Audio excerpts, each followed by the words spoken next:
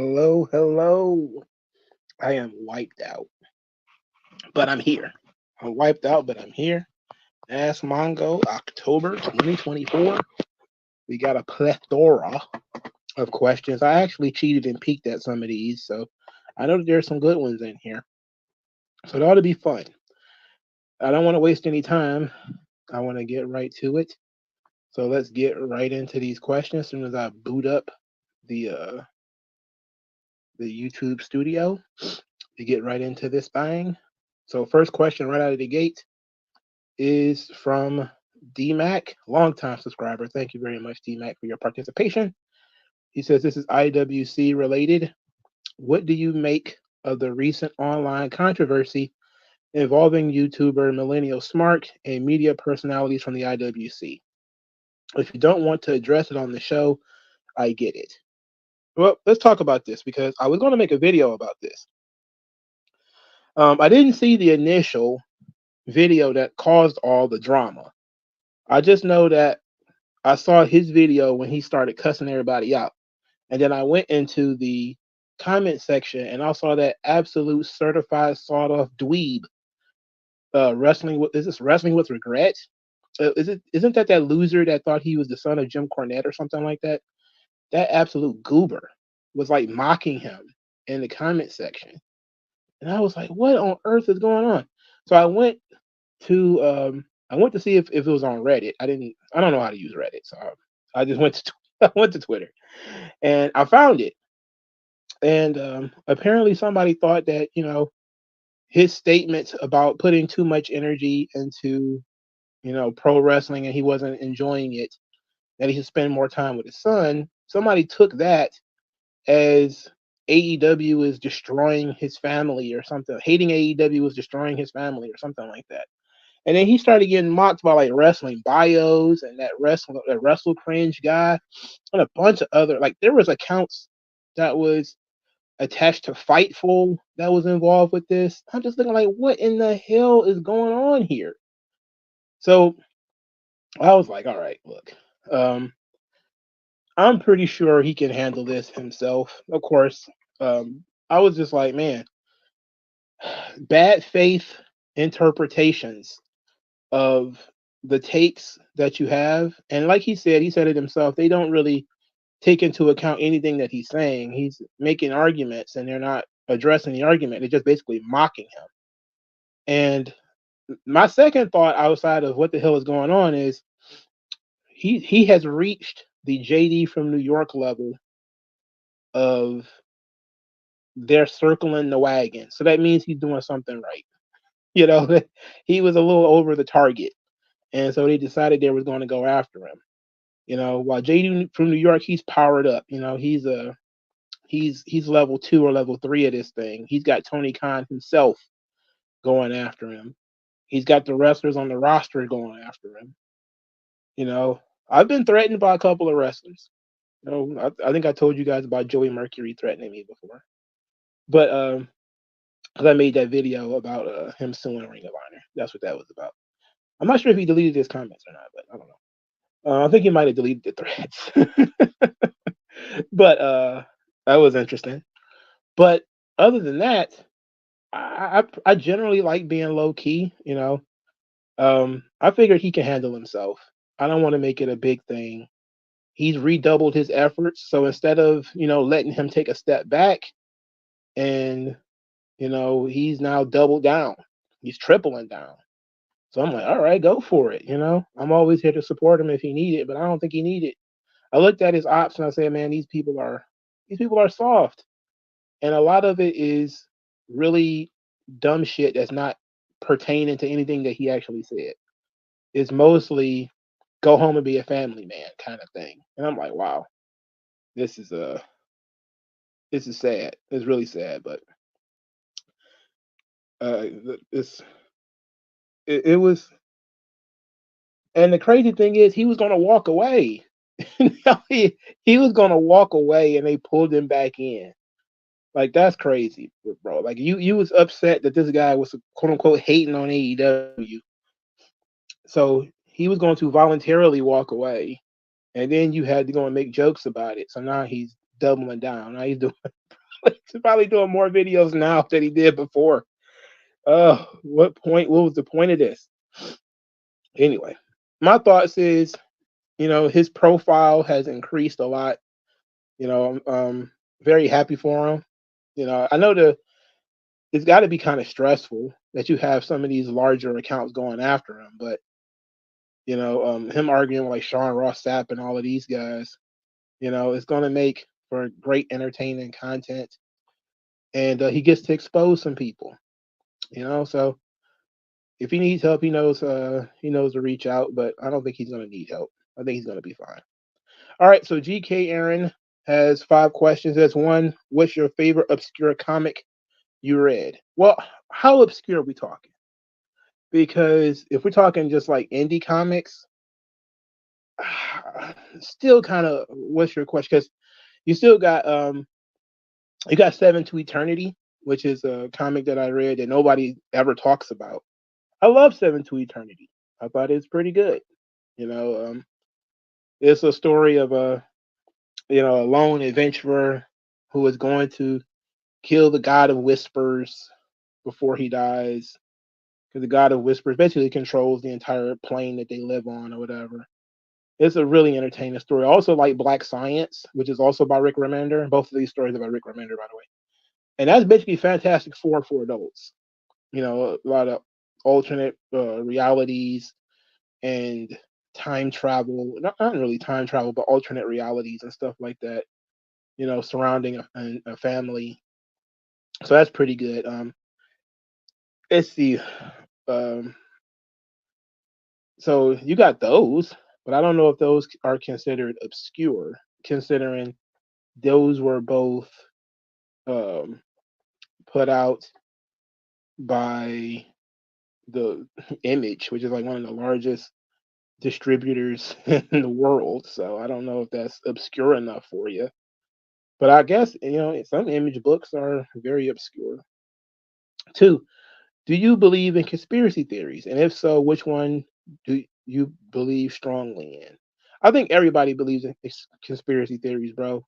Everybody does, whether they want to say that they do or not, they do. Now, for me, what conspiracy theory do I strongly believe? I strongly believe that there are international communists and situated in certain places in governments around the world that are nudging and pushing these countries more and more towards a borderless, socialistic, one world government. That's what I believe. And when you see like the United Nations and the World Economic Forum and all these organizations basically helping to the border crises in a lot of these other countries.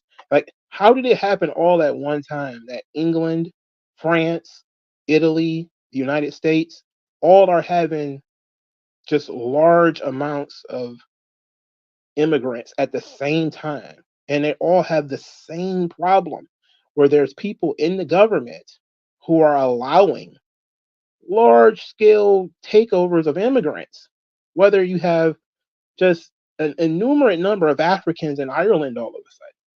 We're not just talking about, a couple of neighborhoods. We're talking about entire cities being dominated by Arabs in like England out of nowhere, like literally within the last 10 years. You can't tell me it's not a coordinated effort. It's a coordinated effort, and, you know, typically that's the hallmark of a conspiracy theory is that you think that there are people in a back room making deals, but you can't prove it. I absolutely cannot prove that people created this situation.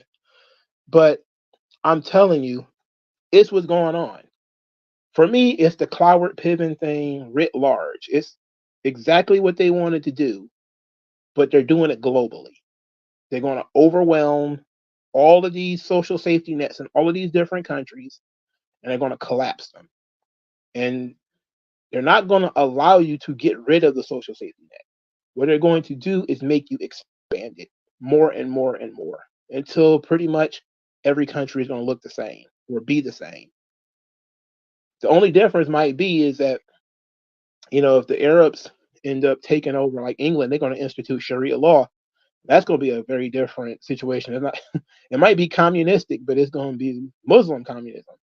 That's going to be something that's going to be very interesting. But I believe that that's a 100%. There's people in governments that have decided this is the new wave and this is what we're going to do, because it just makes no sense that all the Western. I don't even see. I don't think this is happening in Canada the way that it's happening in the United States. You know, I'm pretty sure it is, because I know Canada has a lot of immigrants too, especially Somalis. But how are they getting into Canada? Is it by boat? They coming in on planes. I mean, they're just walking across the border to France and England and whatever. And it's not even just places that they colonized in the past. It's from all over the world. And it's getting ridiculous. It's really ridiculous. And watching all this stuff happen at once really triggers the hell out of me. I'm not even gonna hold you up. I'm very surprised. So his third question: top five black wrestlers since the year 2000. Well, this should be pretty easy. I could just name. It's basically Lashley, Shelton Benjamin, Swerve Strickland is on that list. I was a big fan of him. MVP is on that list, so that's four. And the fifth is a close one, because I'm going to try to say somebody who debuted in WWE or some kind of main wrestling company in 2000. And there's a lot of people I could say. Monty Brown is a very good one to name. Obafemi is, even though he's like 2 years in, he's already a good one to name. Leo Rush, believe it or not, is one of my favorites too. So it's hard for me to pick somebody, for the fifth spot. I think Booker T would be kind of grandfathered in, but he debuted in the '90s. I think Kofi Kingston's a good choice too. Um, Even though I was more a fan of a Kofi before he joined the New Day. Before the whole New Day thing kind of took him in a different direction for me. Even though I was all in on Kofi Mania. So I guess I'm just gonna cop out and say Obafemi, because you know there's a lot of guys you can name though. Four. Would you consider doing any Black and Gold NXT pay-per-view watch-alongs? Yeah, I think we just talked about one in the Discord. We discussed maybe doing a Black and Gold NXT watch-along. There's a lot of those takeovers, or sometimes even those regular episodes of NXT that might be pretty good to do for a watch-along. Number four, what do you think about this culturally push of Black men issues? Do you think it's fake or it's not going anywhere? Well, I don't see a lot of, cultural push towards Black men's issues. What I see is a lot of cultural push that Black men should care about what their mothers and sisters and all that kind of stuff. I don't see anything about men. You know, I mean, they trying to get to the men through the protector route, which is human beings can be hacked. And so everybody who is like, I'm a man, they know the first thing you want to say is, do you want to protect your mom? Do you want to protect your wife? Do you want to protect your kids? And then they'll, position other people as being a threat to that. But real Black men issues like the education system, they're not touching that. Real because Black men fell out of schools at an incredibly high rate, and nobody talks about it. The literacy rate among Black males is terrible. They don't talk about that. Unemployment among Black males, especially in the inner city, they don't discuss that either, because that's the problem of trade. What I want to say, trade unions, and the minimum wage. You don't want to talk about that either. Mental health issues among Black males, especially those that have been traumatized either by abuse or seeing terrible things, growing up in horrid environments. Are we really talking about that? No, not really. We're just talking about what if your girlfriend wants to have an abortion? What about it? What the fuck? Who cares? Who cares? Girlfriend want to have an abortion. Mr. VXG, he says, is there a situation that could ever cause you to leave Detroit? If so, which state would you want to relocate to? Yes. Actually, a lot of situations have led to me wanting to leave Detroit. I kind of want to leave Detroit right now. I wanted to leave Detroit as a kid, so we're way beyond this point. I like the city. I love the city. I don't know where to go though. I don't, it would probably be somewhere south, but I don't want to deal with like, you know, hurricanes and, you know, rattlesnakes and shit. Maybe not. Maybe not. But maybe somewhere out west or maybe somewhere east. Who knows? But I've been thinking about leaving for a couple of years now. I just it's certainly not going to happen while my parents are still alive. So once both my parents are in the ground, yeah, maybe I'll leave. But certainly not going to happen before then. Mr. VXG says, have you heard anything about Vince's new business venture? Do you think he can be successful outside of wrestling? It's going to be very hard for him to have any sort of level of success given what he's being accused of. But yeah, I heard of his business. It sounds like he's just going to be an investor into other people's entertainment companies. He can't run a film studio, not with this sex traffic thing dangling over his head. They're not going to let him run a film studio. You can forget it. But you know, without knowing like the details of whether he can be successful or not, I don't know. Um, he's 78 years old and he's starting a new business venture. Time is not on his side, but I think he can.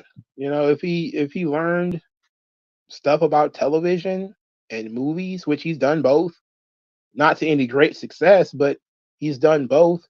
He has some experience in both. Now he can do it full time, maybe. I don't bet against anybody who has experience. You just hope his experience works in his favor. Mr. VHG has another question. Says, I know there are too many belts in wrestling right now, but do you think WWE and AEW could both use cruiserweight titles? Well, no, because the cruiserweight championship was mostly because the talents were mostly big guys, and then there was the smaller guys who were just being used to put the big guys over. Now, 99% of both rosters are cruiserweights. They're not really big guys, like most of NXT are small guys. If you had a cruiserweight title, pretty much everybody on the roster would be available for it. 305 Johnny has, I don't know if this is one question or two. He says, should wrestling be a television show or a promotion? We see a lot of indie promotions. We don't see a lot of original wrestling television shows. Which one do you prefer? A wrestling promotion or a television show based on wrestling? Oh, I think we're talking meta narrative here. So we're talking about, do we prefer Lucha Underground or to just film OVW? I think both have their place. I think what Lucha Underground was trying to do was basically a television show that included elements of wrestling, and the matches were edited and everything. I have to say that every time. It's not like anybody cares, but the matches were edited. But if you do your show like Lucha Underground, it could be great. If you do your show like Mid South Wrestling, which was a wrestling show that was then beamed through television with promos and stuff interspersed between, there wasn't that many skits or things like that they did. That could work too. I mean, both can work, but I think like a Lucha Underground type of product would appeal to more people. It's just very expensive to do. That's why they went out of business. J.G says, he has two questions. It says, who is your favorite return to the WWE? Oh, my favorite return. Ooh, that's a good question. Now, do you mean just the moment? I'm asking you, like you're probably not even in the comment section. My favorite return, probably Shawn Michaels. Probably Shawn Michaels. Two, do you have a wrestler that you didn't like that won you over? Yes, there's been a couple, you know, that I didn't like Goldberg at first. Goldberg won me over once I stopped being a snob. Same thing with John Cena. Once you stop being so snobbish, if you're the kind of guy that sit around and thinks that, Chris Canyon versus Perry Saturn is top shelf pro wrestling, when that shit was boring the people in the building, boring the hell out of me too. Once you stop being a wrestling snob, you can enjoy stuff like Ultimate Warrior and everything. But when you're a snob, you hate these guys. I hated Goldberg, but now I think Goldberg is the shit. I'll watch a Goldberg match quick. I love Goldberg. No problem. Um, who else won me over? I think the Vanilla Midgets won me over too, because I wasn't a big fan of the Vanilla Midgets that much when I was a kid, like the Chris Benoit's, the Eddie Guerreros. I liked Rey Mysterio. I always liked him. But like the Dean Malenkos, I like the Rey Mysterios and the Psychosis and the Hoovies and the Luchas because they look different. They did different stuff. All the other guys were just kind of small, and they were technically proficient and their matches were good, but I just didn't care about them. But I think I eventually they got over with me. So I would guess like it would be those kinds of guys. Let's see what you guys are talking about here in this comment section here. X9 says wrestling snob thinks Zack Sabre Jr. is better than Brock Lesnar. Get the fuck out. I just saw somebody make another ridiculous Brock Lesnar statement the other day. They're doing that stuff for engagement. X9 says 12 Rounds is a hood classic. I never seen that movie. I literally never seen that movie. Mark Forster said, did you hear about Young Thug's trial? He can go home. He has time served, but he has to do 15 years probation. He's banned from Atlanta. That sounds crazy. I heard the whole thing is like 40 years, and then he's already been in jail, so they gave him time served, and then they commuted some of it, and then he's banned from Atlanta, and he's got to give the state like $100,000 to do gun buybacks. I'm like, man, what the get out of here with all of this. You just wanted to let the guy go, I don't understand how you could be banned from, a city though. They can do that. Like government has the power to do that. Sean Brewer, the old Nicka Killer. Is this live or pre-recorded? I don't know. Is it live or is it Memorex? Mark Forster says, what's your deal with your hate of Rhino? I always know, did you always think he sucked as a wrestler, or you grew to him thinking he sucked down the line? I die laughing whenever his name is mentioned. I'm going to tell you the truth. I was never a big Rhino guy, but he was just kind of like a guy that was on television. I never had any feelings one way or the other for Rhino until I think 2020. And then I was just like, you know what? I'm sick of that singlet. I'm sick of that greasy shit. I'm sick of how stubby he is, how stubby his legs is, how stubby his arms is, how he's only known for one move. Enough of this guy. Like I think 20 years riding on doing the same thing is enough. Enough's enough. Call it a day. Call it a day. And he's wearing an ill-fitting suit at his Hall of Fame thing. I mean, what a bum. A certified bum. L. King says, who do you think will be on both Bloodline teams, and do you think Paul Heyman will return on or will turn on Roman? Ooh. Well, I don't think Paul is going to turn because, Solo put Paul through a table. I don't think that's going to. You have to come up with a really good reason to have Paul turn on Roman. Now, Paul does eventually turn on everybody. That's kind of like Paul's character arc. And that could be the ninth inning of that whole thing is when Paul returns, he returns on Solo's side. That could be interesting. Paul Heyman and The Rock could be very fun as a partnership. That could be next level television right there. So you might have touched something that might have been nice. But I think the teams are pretty much set up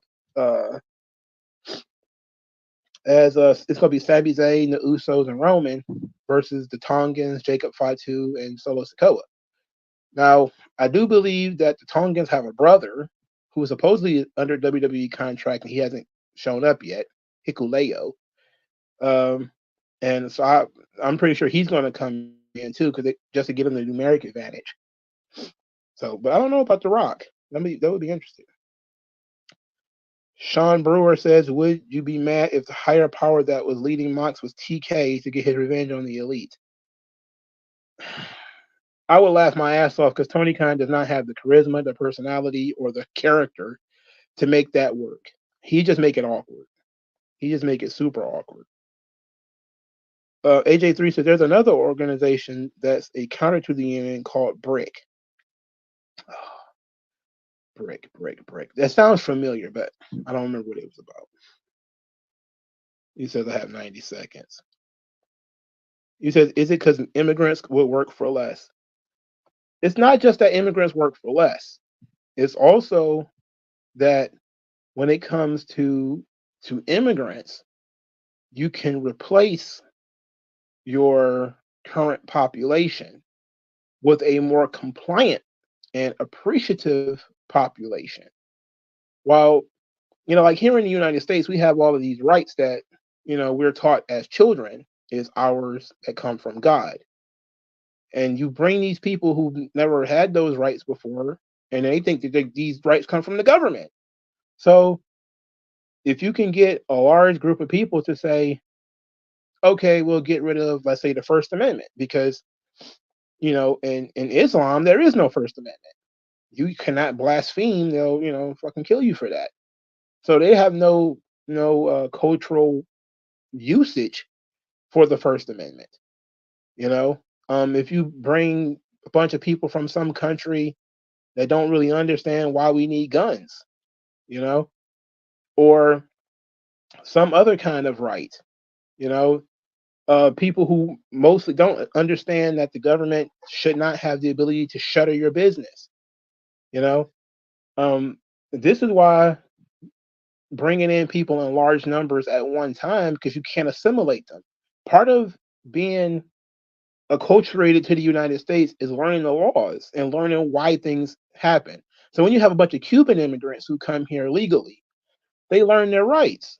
And they were some of the people who were number one against like shutdowns, because they learned their rights because they went through the process of becoming an American citizen, which means learning what your rights are and where your rights come from. But if you just have people spilling over into the government and you're just into the country and you're just giving them, all this free money, they start thinking like, okay, whatever it takes to keep this going, and they'll vote away other people's rights. And there's no way that this is going to blow up in their faces. Even if you think, oh, they're automatically going to come here and start being conservative. It's like, no, if they were conservative, they would never come here in the first place. They'd have stayed in the country they were in. No, they're here for free shit.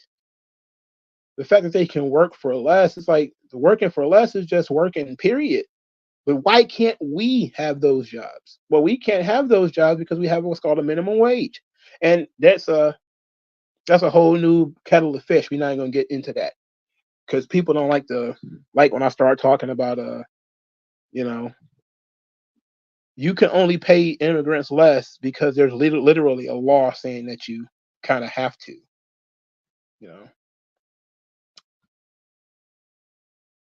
Humble 85 says he was taking a step back from YouTube. Some of the other wrestling YouTubers would make. Oh, she's explaining this to somebody else. Okay, let's get back and say Ninja Oscuro has two questions. Who is your favorite WrestleMania entrance? Oh, easily Undertaker. I think it was which one was it when he had the hands coming up? That was one of my favorite ones. Also, big fan of Flair with WrestleMania, his final WrestleMania 24. Big fan of that one. Triple H has some pretty good entrances too. The Conan the Barbarian one was pretty dope. I like that. Oh wait, I think that was WrestleMania 29 when it had the hands coming up for Undertaker. I think he was wrestling CM Punk that year. 2, are you an Android user or an Apple user? Android. I don't have any Apple products. I try not to get caught up in Apple because Apple stuff only works with other Apple things. And that's a pain in the ass. I don't want anything to do with it. X9 says, out of Cody, CM Punk, John Cena, Roman Reigns, who is the best? The best hmm, best out of, well, I guess the best all around is John Cena. I guess. Two, rank these years: '02, '96, '05. Hmm. Okay. '02, '05, '96. But I think '02 had one of the best WrestleManias, the best SummerSlam, one of the best Survivor Series, decent Royal Rumble, and I think the product was overall stronger. I'm a big fan of '96 clearly, but I think 2005 was also very good. Great SummerSlam in '05. WrestleMania was fun that year.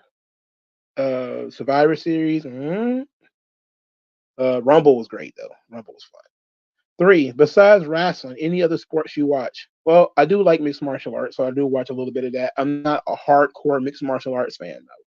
Same thing with football. I watch in the NFL, but I watch the Lions like every once in a while. I used to be a big Patriots fan too, back when Tom Brady was playing, because I was a fan of Tom Brady because I watched him in college.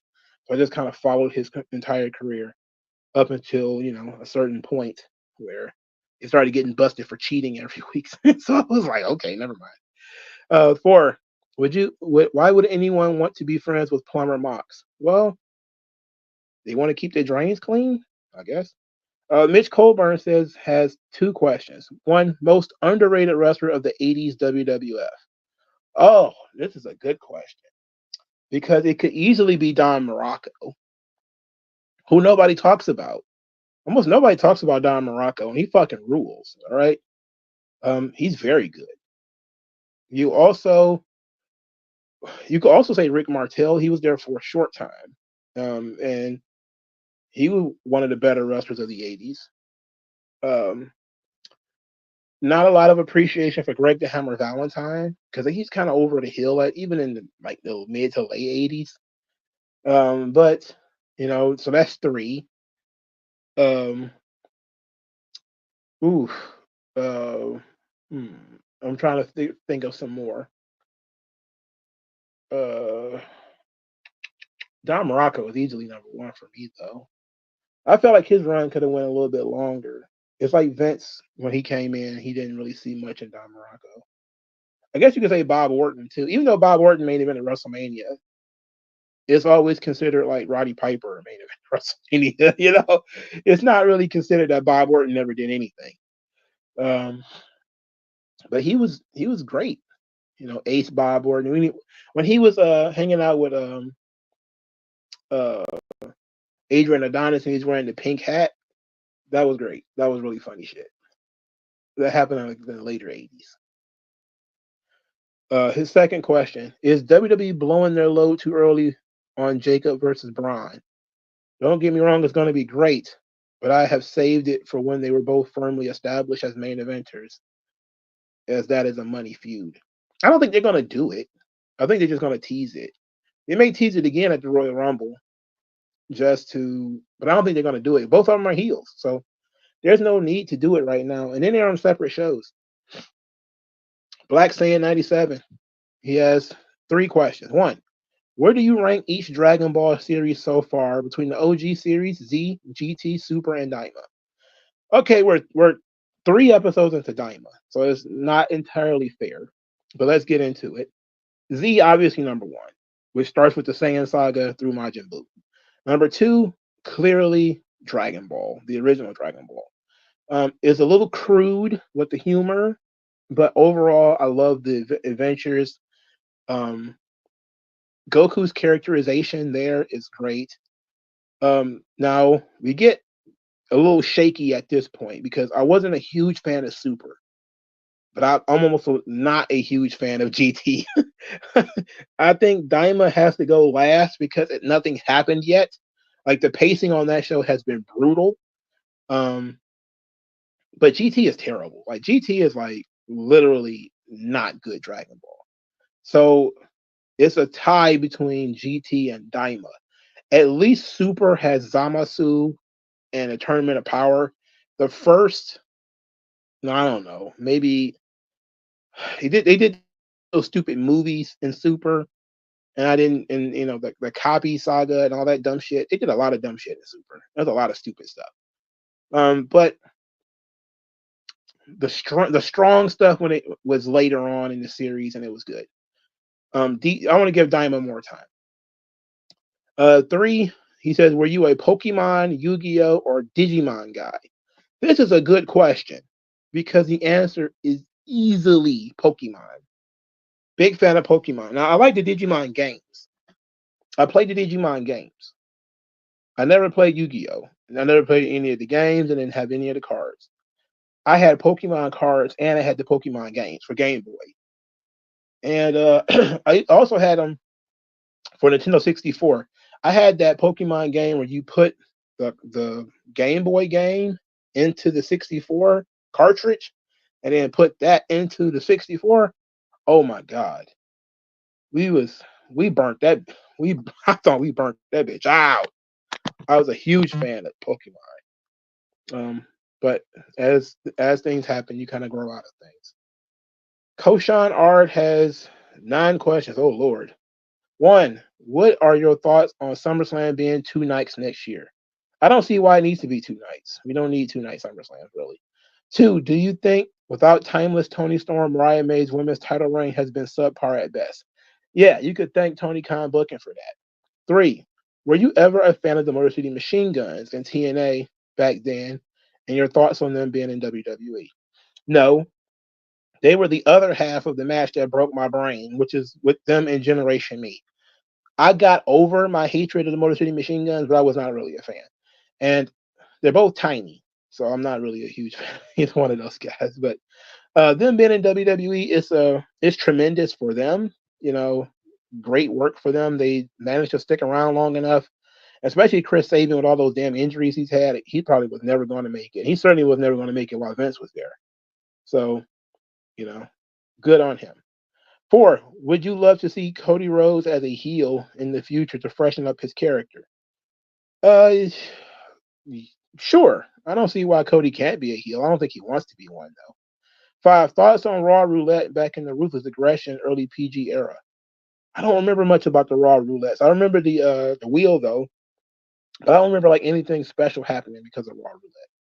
6, if you can make your own 5-on-5 war games between Team WWE and Team AEW, who would it be? All right.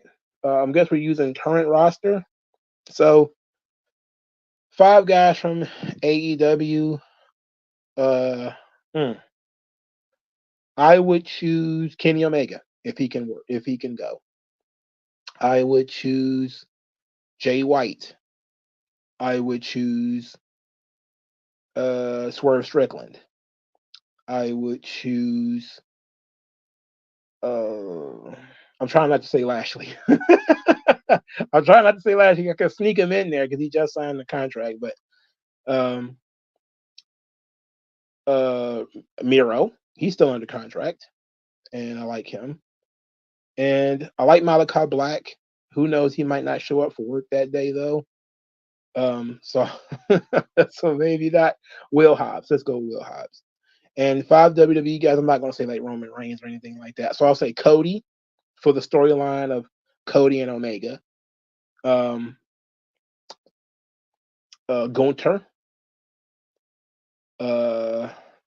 Let's see, Braun Breaker. I was about to say Ilya Dragunov. Yeah, Ilya Dragunov. I'll go with Dragunov. And I'll go with an underrated guy. Let's say Oba Femi. 7. What happened to Giovanni Vinci? They gave him vignettes week after week. He dropped to Apollo Crews not once but twice. Beat up Apollo Crews. I forgot about all of this. I literally forgot about all of this. I forgot all about all of this. I don't know what happened to that guy. They can't book. That's what happened to Apollo Crews. He fell off the face of the earth too. 8. Why do you think Shawn Michaels books the women better on NXT compared to Triple H, who's doing the bare minimum? I think Triple H is still playing favorites where he's got his girls, and it's the same reason why everybody on top is from Black and Gold NXT. Sean is trying something new. He really didn't want to be the booker of NXT. It just kind of happened. So he's just having fun with it while Triple H is like trying to right all the universal wrongs of Vince McMahon. You know, EO didn't get to wrestle at WrestleMania, so we're going to make sure it happens. Look, I love EO. I think she's one of the best, especially probably the best person he's re-signed since he came back. But that Bayley run was a mess. It was a disaster. Him trying to overprotect Rhea Ripley, him underutilizing Liv Morgan. He basically only using Liv because Becky left, and that's pretty much the only reason Liv is on top. So, I mean, I think that he really only cares about the Black and Gold NXT girls, and if they can manage to drag somebody to his attention, like for that short couple of days that Lyra Valkyria mattered, it was because Becky Lynch was there to make sure that she got a look. As soon as Becky left, Lyra Valkyria fell off a cliff. So that should give you right there whether he cared about Lyra Valkyria or not. He doesn't. 9. This is the last one. Am I the only one who thinks the Rhea Ripley and Liv Morgan storyline has run its course? Even the inclusion of Raquel Rodriguez has not helped this story at all because she booked weak against Rhea Ripley when she's supposed to be the badass, unstoppable force. I agree. I think that they need to work towards some kind of conclusion. Now that Rhea's hurt again, because now she's injured, this thing is going to continue. It's going to continue. We're complaining about it. And it's going to continue. The crazy thing is this question was asked 6 days ago. So last week. And now we just shot an angle where Raquel and Liv injured Rhea. So this thing is going to continue. But they need to have some kind of big blow-off match by now. Israel Massey says, what grown-ass man is going to wear that shirt? Are you talking about the mock shirt? I have no idea why anybody wear a bitch as fuck shirt. That's a stupid shirt. That's why I used it, because it's stupid. It's great. He says, seriously, my first question, what's your favorite movie? I have a different favorite movie. Right. One of my favorite movies has always been Hero by Jet Li. The Jet Li movie Hero. Always a big fan of that. Always a big fan of Casino. Big fan of that. Always big fan of Goodfellas. Always a big fan of that. Forrest Gump is also one of my favorite movies. My brother, little brother too. I had a tape of Forrest Gump. He made me watch Forrest Gump every day. He's one of those dudes that if he likes something, he can't get enough of it. So like Original Gangsters, like that really bad Jim Brown movie. He loves that movie. Still to this day, he's thinking like 30, 34 or something like that. He still loves that. But I would say Hero or Casino. Second, if you could have gone to any wrestling show in the past, which one would you choose? WrestleMania 3. I would have loved to have gone to WrestleMania 3. But I would have been 3 years old, so I wouldn't have remembered anything. A damn thing. So is there any, I guess you could say, is there any other show I would have liked to attend?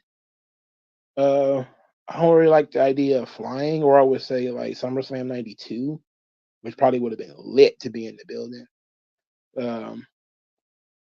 Maybe the first Hell in the Cell, Bad Blood 97, maybe. He says, last question, what's your favorite women's match? Oh, okay. I watched a Meiko Satomura versus Asuka match in Japan.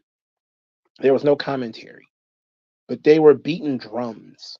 I think it was her. It was supposed to be like Asuka's final match. She had promoted it herself, and I thought that match was very fucking good. You know, I thought that was great. That might be one of my favorite women's matches. Now nobody's gonna give a shit about that though. Nobody's gonna care about that. Um, maybe Sasha versus Bailey. Their Brooklyn match is probably my favorite women's match. That's kind of cliche though, because it jumps out as a highlight of women's wrestling. But I also like Jordan Grace versus Masha Slamovich from Bound for Glory 2022. I just watched that match again because it was uh, TNA was preempted by the hurricane, so they just replayed old matches from old Bound for Glories, and that joint was on there. And I forgot how much they tore it up. They did a really good job. So I gave you a couple, actually. Codename Cadet says WWE is the hottest it's ever been in a long time. What would they need to do to keep the momentum going in 2025? Coming up with compelling bloodline shit, which is the only thing that really works. I don't know if Cody is even drawn as champion at this point. His storylines are so fucking boring. They need to bring The Rock back. I hate to say that, but whatever. It ain't my fault. Codename Cadet, another question. I was way too young to experience WCW and didn't really hear your thoughts on it as a whole. How was Prime WCW to you? Did you enjoy it? And if you can, please let us know your favorite moments from the Monday Night Wars from WCW. I can tell you what my number one favorite moment from WCW was during the Monday Night Wars. Me and Young Sturridge were watching Nitro, and Razor Ramon showed up. And there's a different feeling when you're like 11 or 12 years old. And if I had watched that movie by myself, I probably wouldn't even remembered it. But because his favorite wrestler is Razor Ramon, when Razor Ramon showed up on Nitro, it was like we seen Martians. Like it was like you stumbled across something that was completely, out of this world. And we were like, what the hell is Razor Ramon doing on WCW? Like that was crazy. That was legit mind boggling. That, that was nuts to experience. And we did see that live. It wasn't like we saw that on tape later. We were literally watching Nitro when that happened. I don't remember what else was happening on that show, but when Razor Ramon showed up, I remember we both was like, what is Razor Ramon doing on this show? And it didn't click though, because we didn't like it didn't click that he had left the WWF. That didn't sink in. We didn't even think that was possible. We didn't think it was possible for people to leave the WWF. And again, understand, Lex Luger had already left, and nobody cared. We didn't care that Lex Luger left, but it was like, what is he doing there? So, some of my favorite moments from the Monday Night Wars, obviously Scott Hall's debut. Another one, Hogan's heel turn. That one, of course, is probably number one heel turn probably in the business ever. Set the entire world on fire. You got the invasion. Here's a lot of NWO stuff. When Rey Mysterio got lawn darted into the trailer, that was amazing. That was incredible. That was really incredible. That was nuts. Goldberg wrecking the flock. That was crazy to watch that live. That was nuts. Especially since Raven had finally won a title. I was a big Raven guy, especially when he's in WCW. I was thrilled that he finally won a title. Like, yay! The next night, I think it was the very next night, him and the entire flock got steamrolled by Goldberg. I was like, holy shit. That was crazy. That was crazy.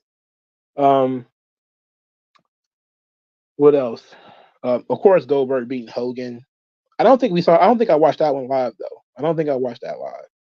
I think I watched that on tape. Maybe the next day. I don't know what the hell maybe he was watching Raw that day because he always had cable. I never had cable, so I rarely had cable. Let's put it like that. What was another great moment? Um, uh, hmm. I'm trying to think of things that I saw live, like as I was watching Nitro. Well, I give you a couple. I don't want to stress my brain and waste too much time with dead air. But yeah, the Monday Night Wars is crazy. You got to go back and if you missed WCW, it was a different time. It was much different. And then it turned around on a dime. Like the presentation of the product switched so quick because it wasn't that much different from WWF in '95 and '94. It wasn't that much different. And then on a dime, it became something completely different.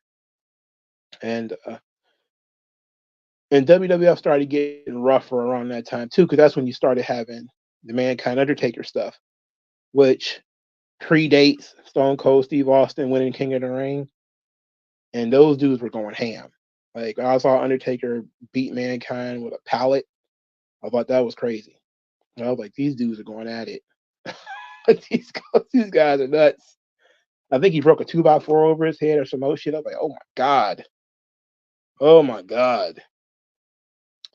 Codename Cadet says, I always love when you do these. I know you have said that Liv isn't one of your favorites, but I do feel like she's one of the best she's ever been, or at least what we've seen from her. What do you think she needs to work on to get to the next level? Oh, he says, I heard they are throwing the bag at her to renew her contract. So I was wondering what she could improve on in your eyes. It's interesting because you just said that. Interesting you asked that question because I just read earlier that she has re-signed like a 5-year contract. Liv Morgan's been on the WWE contract since she was like 21. Like this is she's been under contract a long time.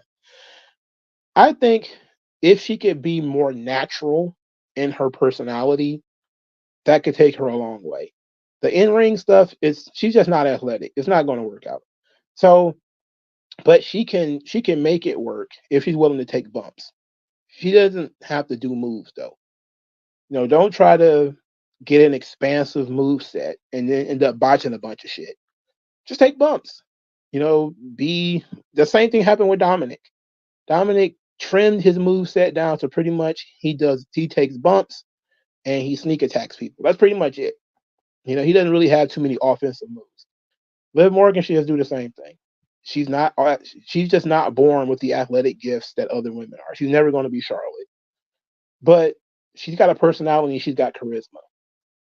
So she needs to use that. She just needs to make it feel more natural.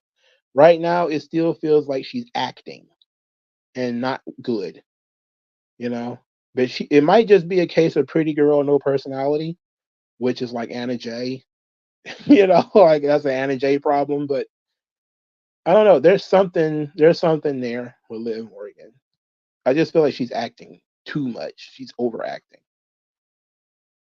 DeAndre Dukes has 4 questions, but let's go into the questions on YouTube. Angel Lane says, "Do you think TNA will ever be close to how it once was?" No. TNA is donezo. Their own. I mean, look, maybe if somebody sells a company, then people start investing more money into it, and they get on a real network. Maybe even get away from cable totally and go ham on some kind of a online platform. Maybe it'll take somebody to really do some real investment into TNA to make it work. But I don't see that happening. X9 says, do you think Netflix day one will have older content or overtime?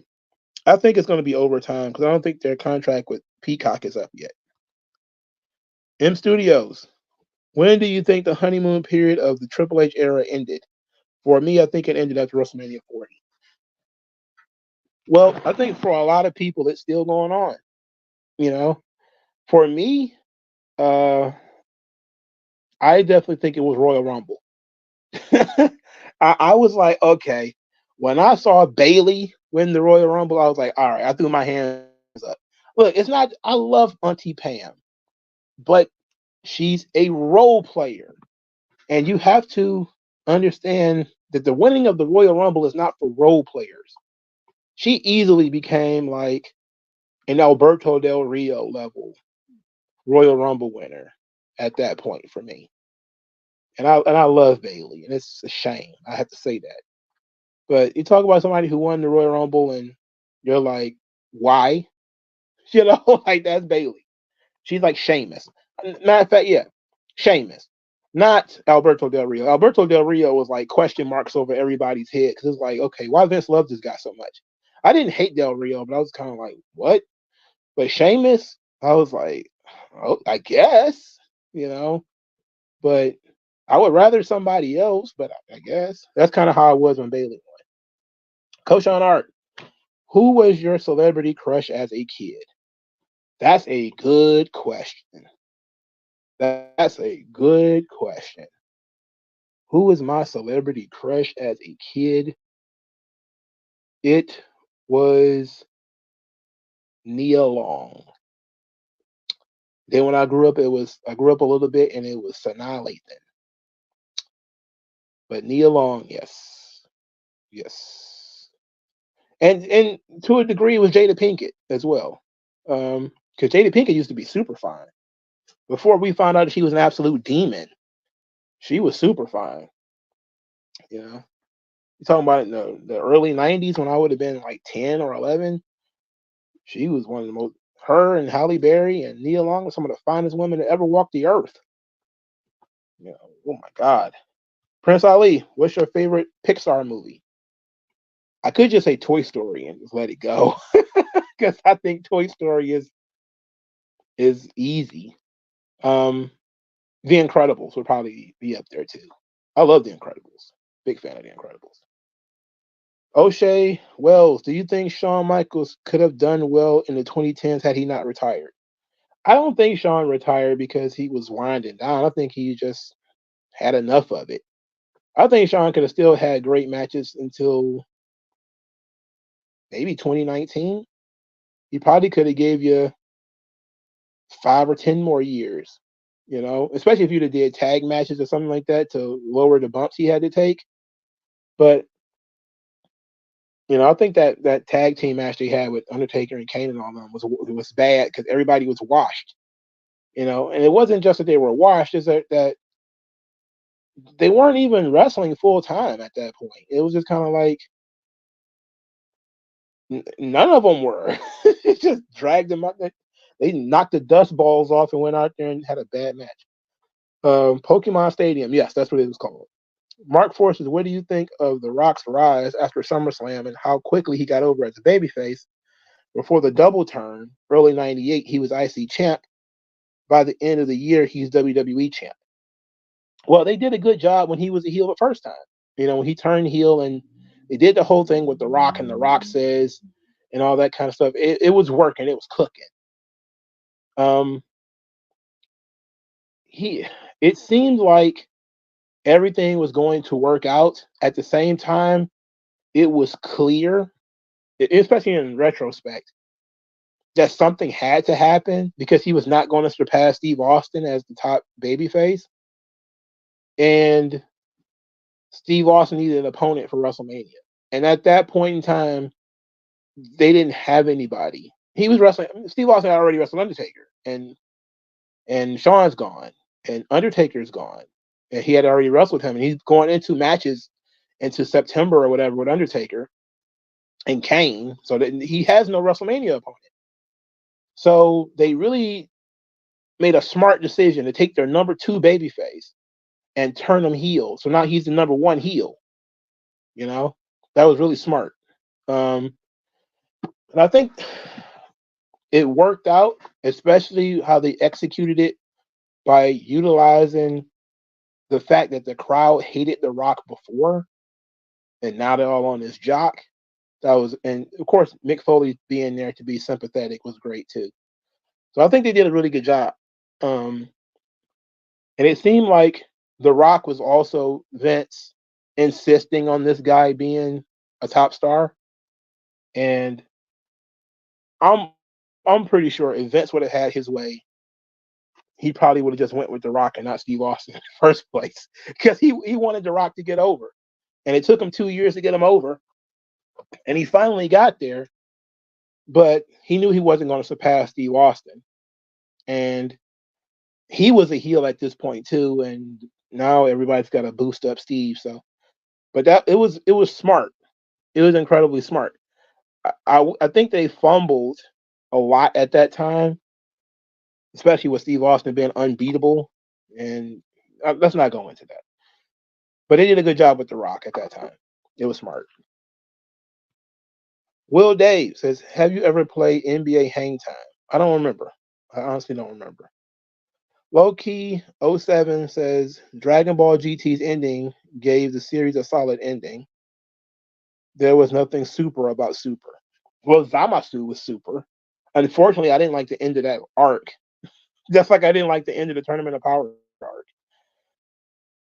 I mean, Super was like, oh, we got a good thing going here. Let's do too much all of a sudden. Like, oh, huh. GT, the end of the series, I guess, was fine. There's elements of GT that were good, but the execution it was not good. The idea of shadow dragons, the idea of the Dragon Balls being used in petty ways and that blowing up in their face. Magic should have a cost, and Magic should, if you overuse it, backfire. So that was good. And I always thought that Dragon Ball worked because there was so much effort into getting the Dragon Balls that you didn't need to give up anything to have a wish, because you put forth so much effort into getting the Dragon Balls that it didn't matter. But nowadays, now these guys are just collecting Dragon Balls by, waving their hand. There needs to be some kind of backlash to the Dragon Ball, to the wish. And that's why I like that they introduced that in like the manga, the super manga. Like what was that? I didn't read this, but I read. I watched a YouTube video on it about the granola guy having to give up half his life to be the strongest fighter in the universe or something like that. But there's only 2 Dragon Balls, and I was like, okay, that makes sense, because Magic needs to have an element of danger to it, and Dragon Ball, especially Dragon Ball Super, it got too whimsical. Where Bulma could use the Dragon Balls to lift her butt and get rid of. It's like, come on. You're getting kind of petty with the wish orbs here. It needs to be like. That's why I like the idea of the shadow dragons and danger being put into Dragon Ball GT. Who is your favorite female wrestler on NXT? Oh, should I be serious, or should I just say Jada Parker fine ass because she fine in the my favorite female wrestler on NXT. Oh, from a purely in-ring standpoint, I really see most of them are on the same level. Actually, there is no huge standouts except Roxanne Perez, and she's not my favorite at all. But clearly, I'm looking at the girls not like Stephanie Vactor and Julia, who have all this experience. I'm looking at like the PC girls and the girls from the Indies who were brought in recently. I see most of them as being on the same level, you know. But probably Kalani Jordan, if I had to pick one. I think she's the best in terms of making her stuff in ring work. And the same thing with Sol Rook. I think Sol Rook was probably number 2. But Jada Parker, boy, she's something else. Anyway, M Studio says, which characters in WWE do you think should get more opportunities on TV? For me, it's Santos, Legado, Cross, and Scarlett and Omos. Well, you said a lot right there. I think they need to change their storytelling because there's a lot of guys who need more opportunities. Ludwig Kaiser, he cut a great promo after Raw this week. And he's just a natural, I think, in terms of being, he is a perfect mirror to Gunter in terms of, remember they did that vignette for Ludwig Kaiser's A+ class, A+ aesthetics. It was like, man, you're like a year or two ahead of time. If they'd have waited until he was on his own and did that vignette and did a series of those vignettes, he would be probably one of the most over guys in the business. And he still could be, because he's super, super over. He's so good. BRICS is an acronym for Brazil, Russia, India, and China. The separate BRIC organizations would go on to become a political, economic organization largely based on such grouping. Yeah, you know what? I do remember this now. I don't know if this is an opposite, because okay, I had to look into it again, because I remember BRICS, but I remember it being a different thing. My brain is operating a little slowly, because I remember BRICS being part of the Chilean Revolution, and that is not what I'm thinking of. So, Mark Forrester says, "Do you think Private Party are still dead, even though they won the tag team titles last night?" I honestly think if they were going to do this, they should have won the pay-per-view. Yeah, they should have won the pay-per-view, instead of backing them into the corner like this. No, I don't think they're dead. Well, I'll say this: if it's announced that their first title defense is on Rampage or Collision, they're dead. Because remember when they did that to Lucha Brothers? One of their first title matches was on Rampage or something like that. And so they basically vanished, even though they had the belts. So there's that. So I'm not going to say they are dead, but I will say now it's up to the booker to make sure that what they do still makes sense. Najee Savage, Mongo, have you seen the H3 and Hassan Piker stuff? It's ridiculous. Yes, I've seen some of it. So for those of you who don't know, this is one of these Jew-Palestine beefs. H3, his wife was like an IDF soldier or something like that, and she's Jewish. And I think he's Jewish too. And Hassan Piker is a multimillionaire Arab socialist. And they've been going back and forth forever. All of this is goofy because H3 actually agrees with Hassan on so much stuff. And Hassan, in order to stay on the left, I guess you could say, has to keep going further and further away. And it's one of those things where he's trying to agree with him, but he keeps pulling away.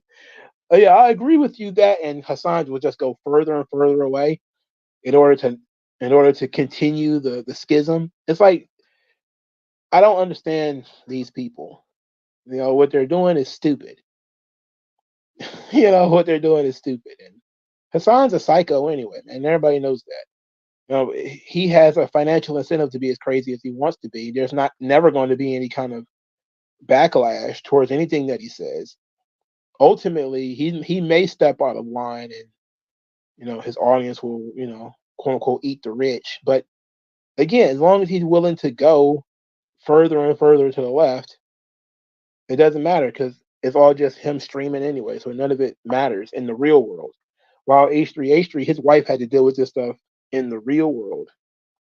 For her being an IDF soldier or whatever, she actually been in the trenches. She knows what's going on. It's a little bit more realistic for her.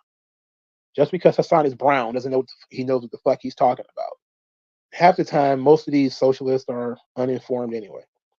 WWE TNA Full says U.S. election prediction for next week, Mongo. Also, what do you think will happen in the aftermath of it? Well, here's the sick thing. They're now saying that some of these states will not have an answer until 2 or 3 weeks after the election. So they're going to keep this shit going. I would imagine it's going to be chaos one way or the other. Unless Trump gets curb stomped to the point where there's no possible way that he could have won, there's going to be calls that the election was rigged. There's going to be a bunch of, I've already seen it, improper voting or improper balloting or overnight ballots being dropped in, a bunch of stuff. There's going to be some really ugly stuff, but I expect real bad shit if Kamala loses. And it's not because anybody cares about Kamala Harris. They don't. It's just that this is what they did when Trump was in office the first time. They decided they were going to burn down cities. They threw a fit and they burned down cities for pretty much any reason. I expect the same thing. But you might not see that for like a month. And who knows, it might even end up in court. It's more than likely going to end up in court. I miss the days where election day, you got the response of who the president was going to be. Now it's going to be like, oh, you got to wait 10 days afterwards. Well, you don't know how long it's going to be. The state will tell you when they're done counting. It's like, huh? There's no time limit on this? We'll let you know when we're ready. Huh? Okay. Okay. Do you, boo, as they say. But yeah, I expect shit to blow up. I don't think the Trump supporters will really, they're not going to do much of anything. That's the thing. People are scared of the Trump supporters. They're not going to do anything. You can cheat. You can then admit that you cheated. They're not going to do anything. But the other side will do something. Oh, they will do something. And I'm actually looking forward to it, to be honest. So I'm going to go with, I think Trump's going to win. The energy is behind Trump right now. But then again, these states, you never know. I think that when it comes to the big cities, Kamala's going to win all the big cities because that's what Democrats do. They dominate Chicago, Detroit, Philadelphia, Baltimore, Sacramento, Houston, Atlanta. They're going to dominate all those cities. She's probably not going to lose any of them. So I'm going to go cast my little vote, knowing damn well none of it's going to matter. I could vote for Marvin Martian. It's not going to matter. Kamala Harris is going to win Detroit. It isn't. The only question is going to be by how much. That's the question. Because Negroes live in these big cities, and Negroes are going to vote for Democrats. Everywhere else, though, is going to be a good question.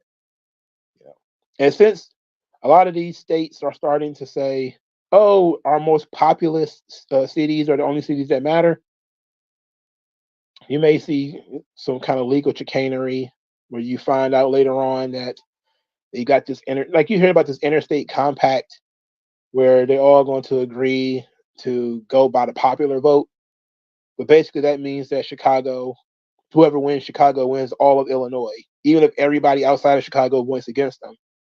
There's more people in Chicago than there is anywhere else in the state. Same thing here in Detroit. Same thing with Philadelphia and Pennsylvania or Baltimore and Maryland, etc. That's not the way to run a government, but that's the way they want it. You want high concentration, and then you vote one party in this one city, and then you can dominate the rest of the state. So I expect Kamala to win all the cities. I don't see why she wouldn't win these cities. It's going to certainly be questionable outside the cities. But I think that's where the big question is going to be. All of her support is going to be centralized in big cities. Can she win over country folk, which I don't think she has? And there may be enough country people outside the cities, and they may have been able to flip enough people within the city that maybe Trump will win. But I'm going to go with Trump winning. I think the energy is there behind Trump on him winning.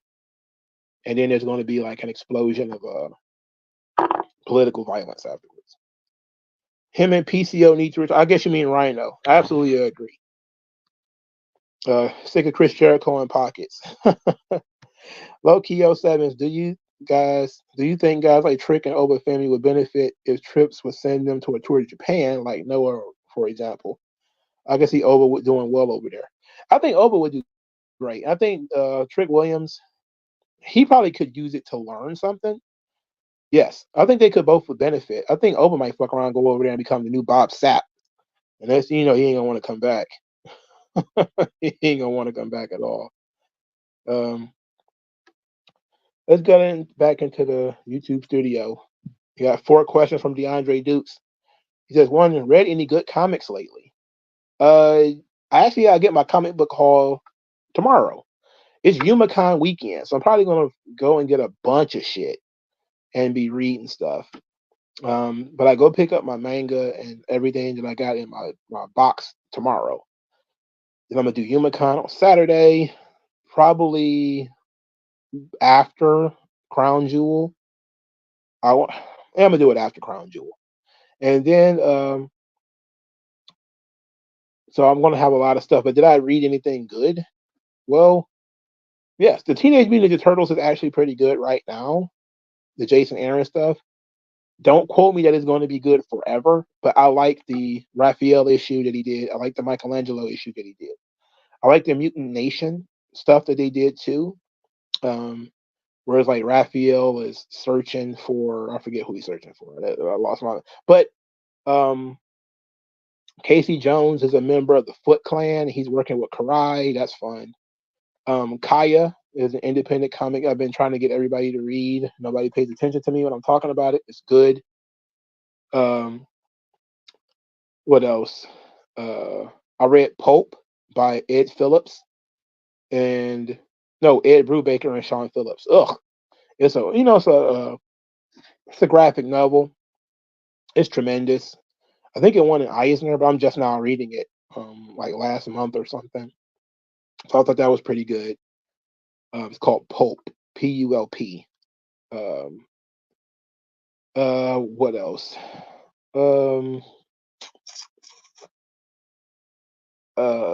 I'm pretty sure there's some other things here that I've got floating around. But Last on His Feet, which is a graphic novel that is about the first Black World Heavyweight Champion in boxing, Jack Johnson.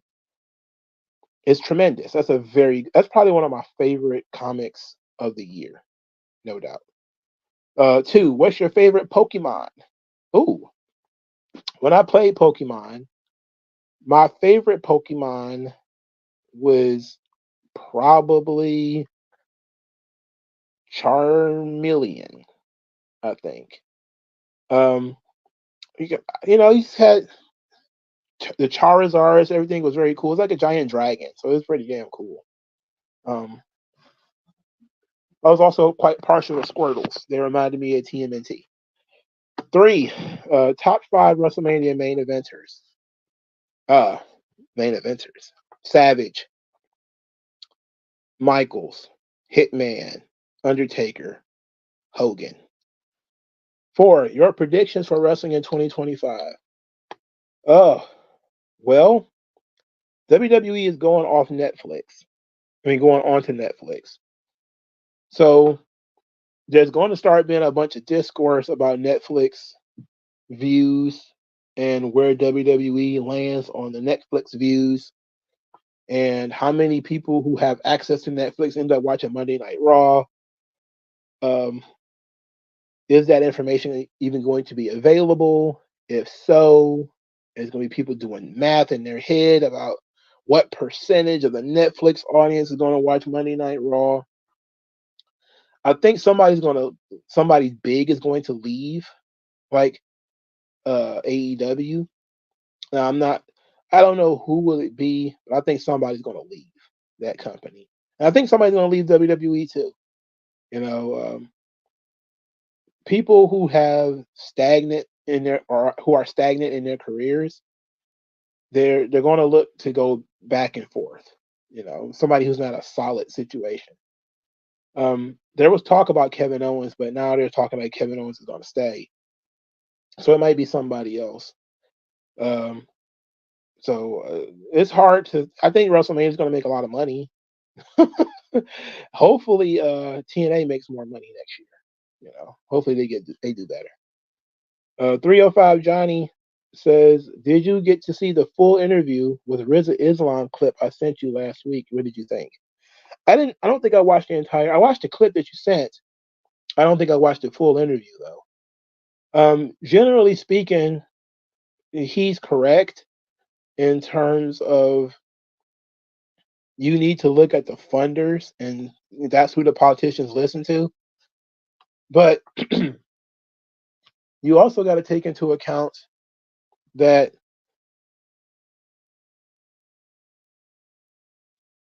the politician likely already agrees with the people who are funding them. So just take that into account. But he is correct, generally speaking, that people are not going to go against their own donor base. Very few people are going against their own donor base. 305 Johnny says, did you see The Undertaker interview Trump on his podcast? What details did you take from it? I didn't watch all of it. It was mostly Trump showing how much of a fan he was of pro wrestling. And you know what? He also mentioned pro wrestling on Joe Rogan's podcast. He mentioned a pro wrestler on Joe Rogan's podcast. I'm trying to remember who it was. But I was shocked that, Trump was just kind of like, I guess he just goes to wrestling shows. Like obviously he hosted 2 WrestleManias. And I think he kind of flubbed and thought it was 3 or 4, or that he, whatever. But he talked to Undertaker about wrestling, and I thought that was interesting. They didn't get into any political stuff really. Just Trump was interested in what he does, and I find that to be fascinating. And the fact that Trump finds other people interesting, and he does that a lot. So it's not like a gimmick that he did specifically for that podcast. Because he did that weird kid. Was it Theo Vaughn? Like he basically talked to him about non-political stuff too. He'll just sit down and shoot the shit with people, and that's interesting. That was very interesting. 305 Johnny says, what are your thoughts on the Cameron versus Leangelo Ball segment? I don't remember anything about that. Maybe when you asked this question 6 days ago, I probably saw it, but I don't remember. 6, favorite championship belt design from Lugam. The Intercontinental title. The plates on the side, what I call the Mr. Perfect title. I think that one's great. Have you ever been to WrestleMania? I did. I went to WrestleMania 23 in Detroit. Would you ever consider doing ASMR?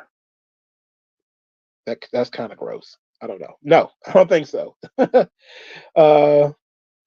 Favorite wrestler in each era: Attitude, Ruthless Aggression, etc. All right, my favorite wrestler from the Golden Age, let's say pre-WrestleMania, would probably be Ric Flair. My favorite wrestler in the Rock and Wrestling era, obviously Hulk Hogan. In the Hulkamania era, will probably be Randy Savage. In the Ruthless Aggression era, it will more than likely be Undertaker. Attitude era, probably still Undertaker, but Mick Foley would probably be second. In the Ruthless Aggression era, well, you have Kurt Angle, you have Undertaker. Also, was a big fan of Shawn Michaels in the Ruthless Aggression era, and Eddie Guerrero. I guess you could say the PG era, as they call it. This is where I kind of get kind of soft because I didn't take any of that shit seriously. And I don't think I had a favorite really. I think that's when things got weird. Things got weird for me around that time. Oh, this one's a tough one. Lugan asked tough questions. Favorite AEW match of all time? Oh, wow. I'm going to go with the first thing that popped into my head, which is Danielson Omega at the first Grand Slam show. I think that's my favorite AEW match of all time. I remember that being one of the matches where I was literally locked in and was like, I got to see these guys tangle. I got to see how it works. And I thought it was really good. Also, I would say MJF CM Punk dog collar match is one of my favorites. Cody and Dustin is also one of my favorites. What else? I want to give AEW some credit for having good matches now. Yeah, I think we'll stop right there. I think I'll stop with that one. My favorite match of all time. Oh, this is a tough one. This is probably the toughest one, but I'm going to say it anyway. Perfect Hitman SummerSlam 92. And then probably Savage Steamboat 93. Not 93, WrestleMania 3. Those are two really great matches. I love both of those matches a lot. I never get tired of watching them. And believe it or not, another one of my favorite matches, Undertaker and Diesel for WrestleMania 12. That's another one of my favorite. That's one of my favorite matches when I was a kid because I was a big Diesel guy. Also, Diesel versus Bret Hart, Survivor Series 1995. They had really good matches, Diesel and Bret did. And Survivor Series 95 was probably the best match they put on. That match was tremendous.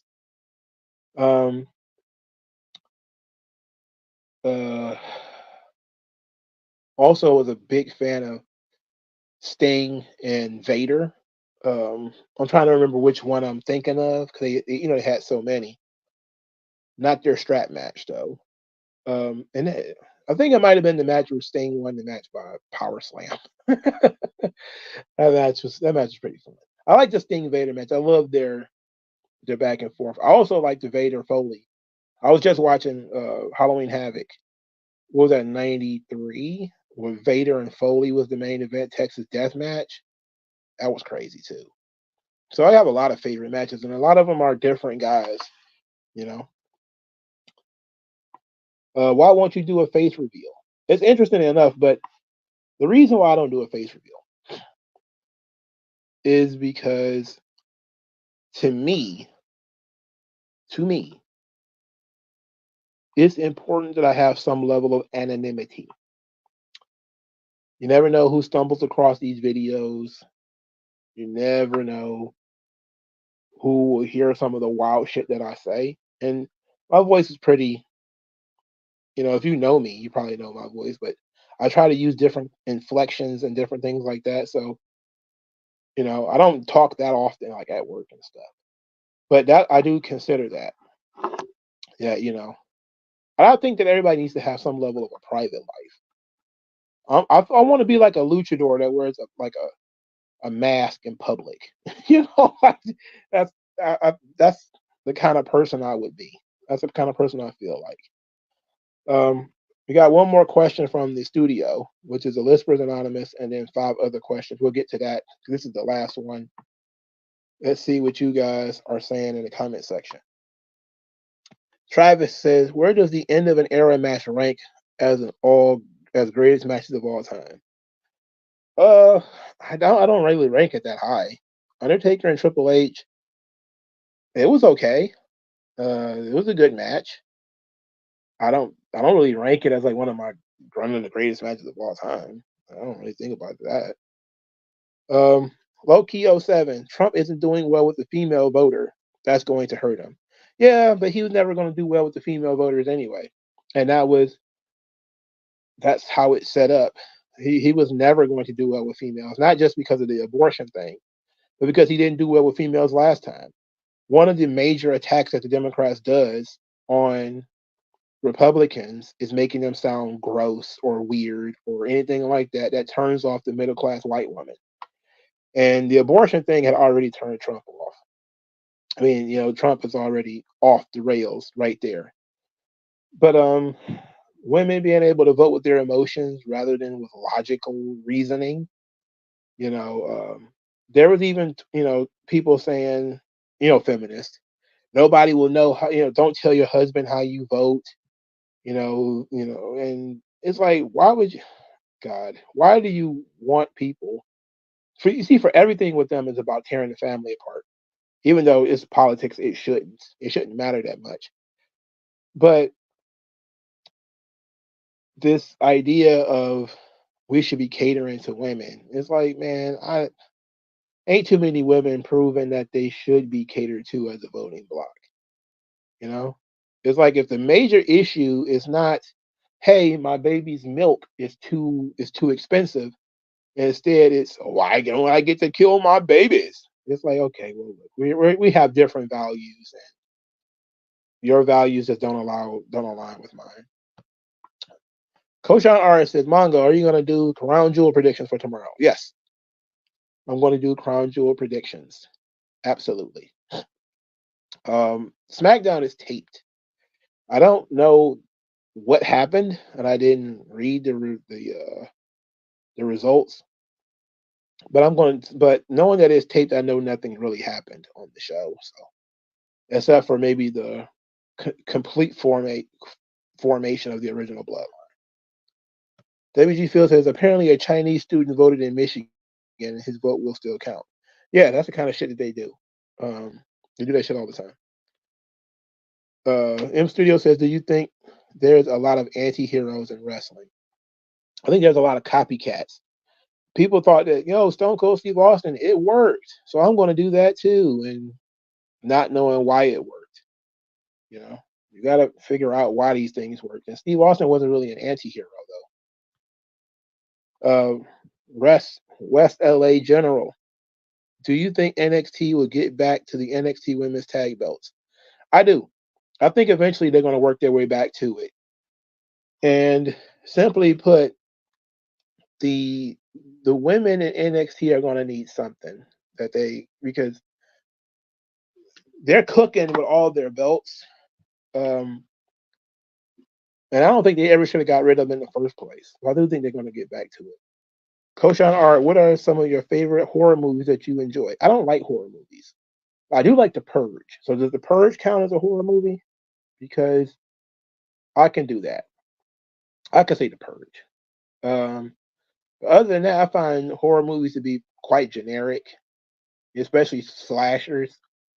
But as a kid, I was a big Jason Voorhees guy. I just couldn't tell you one. Well, Jason Goes to Manhattan, only because that dude got his head slapped off,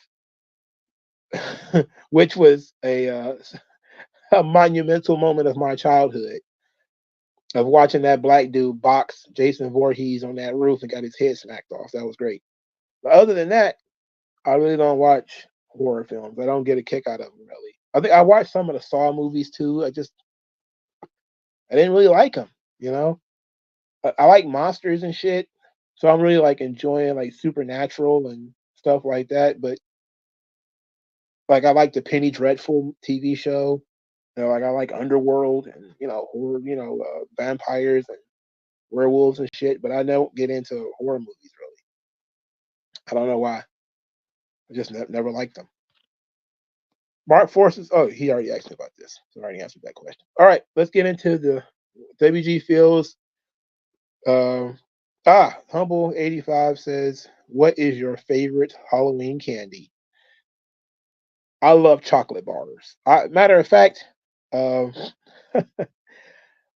my baby cousin was over here. He was dressed as a Ninja Turtle, and I was very upset that he didn't have any candy because I was ready to raid his candy thing and see what he had in there. But he had cupcakes for some reason. But I'm into like Mr. Good bars, the crackles, the bite-sized crackles. I've never seen a full-size crackle. I've never seen a full-size crackle. But like Mr. Good bars, crackles, almond joys, the bite-sized joints. I was so disappointed he didn't have any candy for me to steal. Because I went to the grocery store and bought a candy bar for the first time since like Obama was in office. So I went and got a Crunch bar. I was like, shit, I'm getting some candy today, damn it. I don't know why he was eating cupcakes and putting like he had like icing around his whole face. And it was silly. It was super silly. But I was very disappointed. Hopefully he'll have some candy next time I see him. I can rob him some candy. That's the best thing about having kids around for Halloween. You don't need all this candy. Give me some of these crunch bars you got there, kid. He don't care about chocolate anyway, so I'm definitely gonna take all this chocolate. All right, WG Phil says list with anonymous of horror 2. Vince discovers Dragon Ball and calls Triple H about his new obsession and gets the idea to write his own manga. Oh, I thought Vince McMahon had found and collected all the Dragon Balls. I was about to say, oh shit. What would a psycho wish for? All right, you gotta call. What do you call Paul or Triple H? What do you call him? I'm trying to remember in the McMahon thing. What did he refer to him as? Oh, he referred to him as referred to him as both. So it's like, Paul, you see this this thing is called Dragon Ball.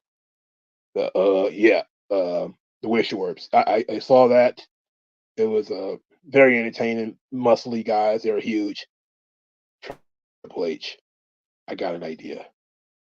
WWE, the manga. You got to go around and collect the 7 WWE championships. It'll be extraordinary. Maybe we ought to table that. It'll be fantastic. You rub the WWE championships, and Hulk Hogan appears out of them. He rips his shirt. It shows his vascularity. And he grants you one wish. Why only one wish? He's Hulk Hogan. You think he got time to do multiple wishes? Maybe John Cena has multiple wishes, but Hulk Hogan, he only has one wish. To be the greatest of all time. Yeah, I'm sorry too. They need to get me some candy, but maybe he did pop up over here right after school, so he probably hadn't gone trick or treating yet. So I very look forward to his mom not wanting him to have too much candy, so she's gonna bring it around and let everybody pick out of it. I can't wait. Can't wait. It's gonna be great. Second question is, I wonder how Triple H feels when he sees his black and gold main eventers who got shipped to AEW flame out, like Cole and Keith Lee. I bet he probably he probably ducking them text messages from Vince like, I told you so. He told you that guy was fat. I told you that guy was tiny. You know, he leaving them on red.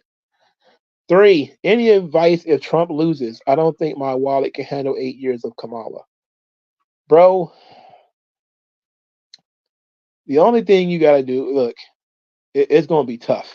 It's going to get bad. Economically, it's going to get terrible. It's going to get bad. I'm not looking forward to a Kamala presidency, I can tell you that. The country pretty much going to turn into goddamn California at that point, bro. It's going to be rough on everybody. So my advice would be double up on your income stream. You should be doing that anyway. But trying to find another income stream. Don't rely on one thing because the inflation is going to go back up, especially once they start giving shit away again. Because they're going to give shit away and they're going to have amnesty for all these illegals and all that kind of stuff. So inflation is going to explode. Unemployment is likely going to explode, especially if they decide to, kill all the industries that they don't like, which is like gas and, oil, and they want to have all these environmental regulations and all that. They're going to destroy people's jobs. If you're an Uber driver or like me, you're an Uber user, times are going to be hard, bro. Times are going to suck. It's going to suck bad, and they're not quiet about this. This is what they want to do. So I'm not looking forward to that. 4, what's the point of Khan hiring Bobby when he doesn't use the black people outside of Swerve efficiently? I think that MVP is going to be in his ear to correct him on that, Will Washington really just did an interview where he was talking about representation right before Dynamite yesterday. I didn't do a video on it because I was going to save it, but whatever. And I don't remember exactly his wording, so maybe I will do a video on it. But he said basically he didn't want to do tokens, and that's an important element there. But I think part of the problem is that he doesn't really value the guys that he have, and that's including some of the white guys. Again, we talking about Wardlow too, So there's white guys that he don't really appreciate. So he certainly don't appreciate the black guys that he has. He doesn't understand their appeal, But now he's going to have more black people around him telling him what's going to click with the black community, and he's probably going to do better at it, Or if nothing else, they're going to make sure their stuff is good. and that's going to be the end of it.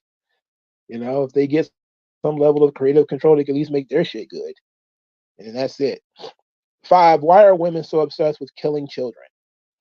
Well, let's form that correctly. Why are women so obsessed with abortion? Well, the situation is a very simple one, and I think JD Vance did a really good job of articulating this on Joe Rogan. It is an autonomy issue. Women are the ones who carry the babies. They should be the ones that make the decision about whether they want to carry a baby to term or not. That's just a logical decision based off of who owns your body. You own your body. The question and the reason why I fight them on this is because you can't deny the personhood and humanity of a child just because it's unborn. You can't say that it's not a living person. You cannot say that it's not a human being. These things are fundamentally untrue. They say that it's just a clump of cells and it's not a human being and it's not alive. All these things that are not true, that are not possible. I remember being on the left arguing with people about this. And one of the most effective arguments that I had a problem getting through was when you say it's not alive. Well, how do you get something that's alive from something that's not alive? That doesn't make sense, right? Dead doesn't give birth to life. That literally cannot be. So it has to be alive already. And human beings can only create other human beings. A fertilized human egg is human. So we know that it's alive and we know that it's human. So you can't use those arguments. The truthful argument is bodily autonomy. I don't want this thing inside of me. I should be able to take it out. Okay. Now, when we start talking about late-term abortion and the baby is already pretty much formed and you don't want it, we should just remove it. We should have the technology to take the baby out without killing it and put it in an incubator so it can grow on its own and then maybe give it to somebody to be adopted. I would prefer that than abortion. But then the abortion gets ridiculous because they say, well, we don't want that either. Like, no, you don't get to make that decision. You get to make the decision that you don't want this thing inside your body. Take it out. All right. But now you're telling me that even if I can take it out, you don't want it to live. No. That's bullshit. And that's really where I'm at with it. Because I'm a libertarian, I believe in bodily autonomy. You can't force somebody to take anything they don't want to take. And you can't force the people to give birth they don't want to. Okay.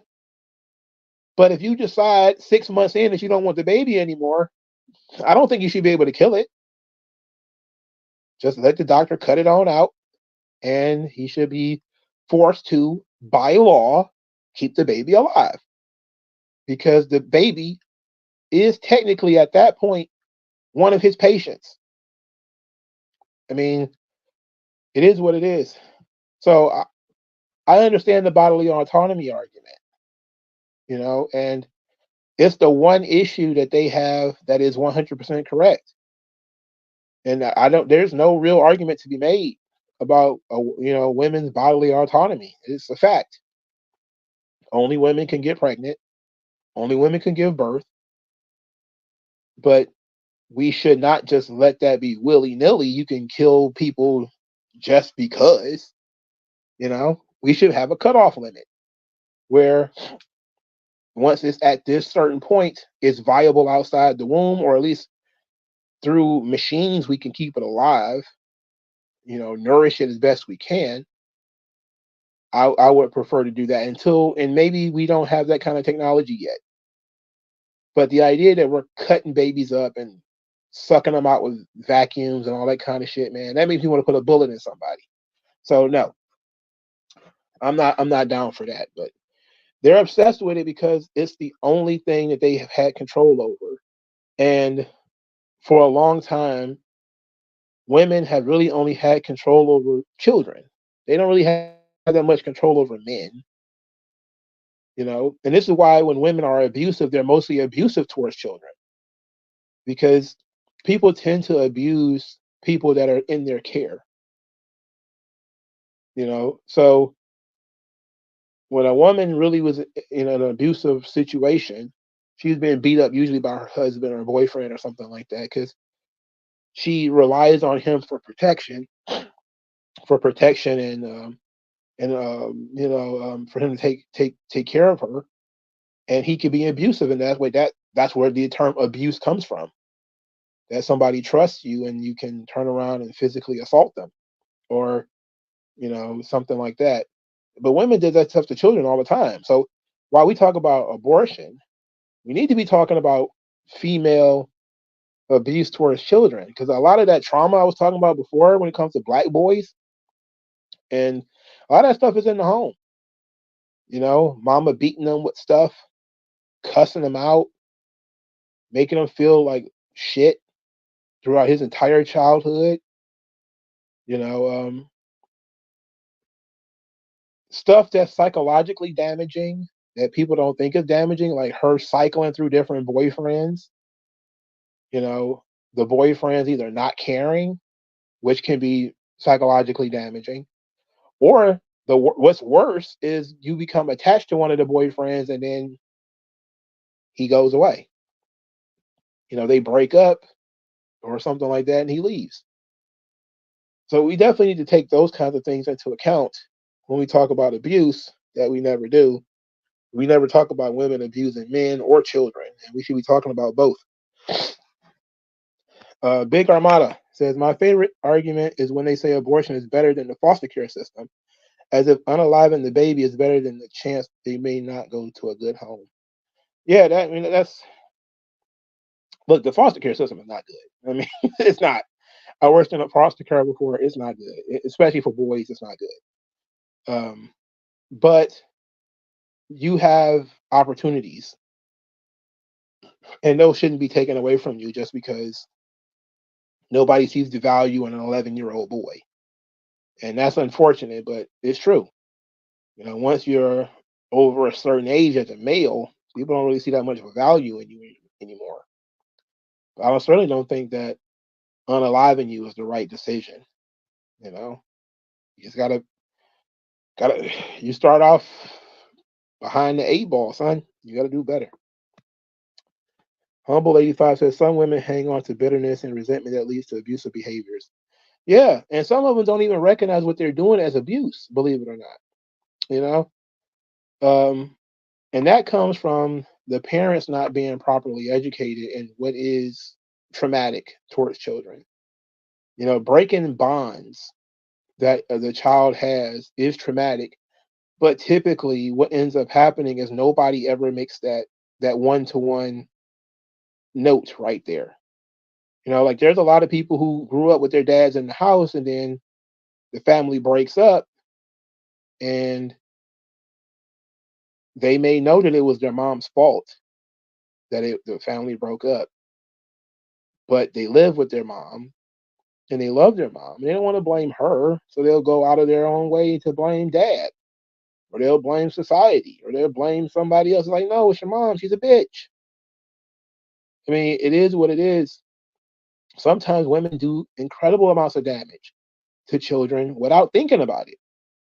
We all think about, the belts and the broomsticks that kids are hit with, but some of that stuff is even worse, and you can't tell. You can't tell. You know, there's some really traumatic, fucked up things that a woman can do, especially to her son, that she won't even recognize as being traumatic. The emasculating him in public, you know, especially if he's a teenage boy or something like that. That's that's not good. The gossiping behind his back, you know. I had a friend who dealt with that. So, mama on the phone talking a little too much. Now everybody, they know all your business and they don't need to.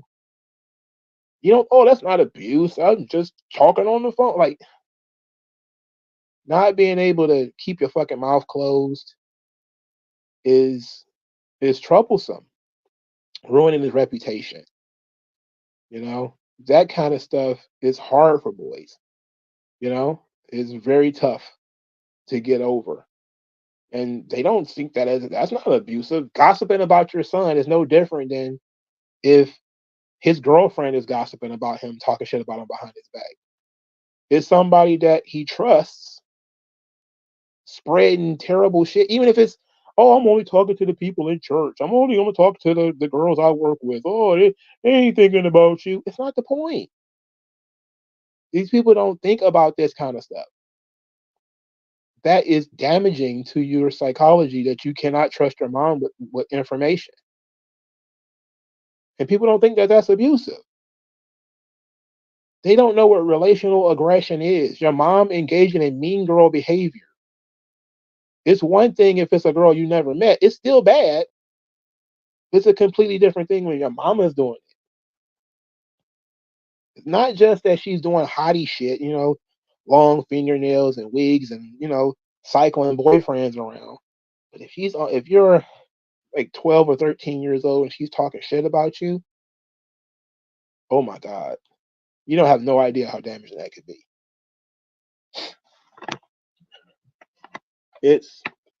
And I try to tell people this all the time, especially when I know, because I'm a little bit older.